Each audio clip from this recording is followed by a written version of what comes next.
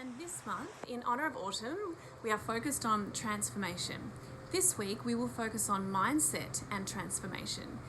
So this week's blog is all about our mind, how to master resilience and how to get through change, and how to overcome adversity no matter what it is that you are going through. I look at the ramifications of pushing change away and how we can become very rigid rather than being flexible to be able to embrace change, which really leads us to a path towards overcoming our adversities. And this mere action is what builds up the resilience inside of us that helps us to shift our mindset and to be more flexible in the choices that we make in our everyday lives, and onto a path that leads us in the direction of stepping into wellness and all the things that we are wanting in our lives.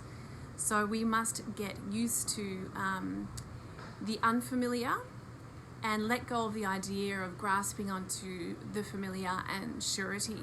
So this week I explore how to do that. I explore how I discovered that on my journey, and how I learnt about the power of my mind.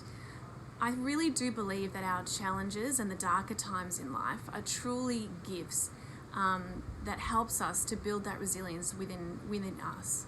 And the more and more we get good at that, the more that we sort of rise above our fears and circumstances, where we can see from the top of the mountain, we can see things from a higher perspective with a greater understanding of why all these things are really going on.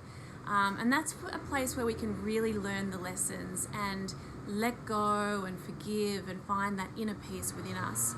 So I hope you enjoy this week's blog. I explore tips on how to master your mindset to build resilience and optimal wellness. See you next week.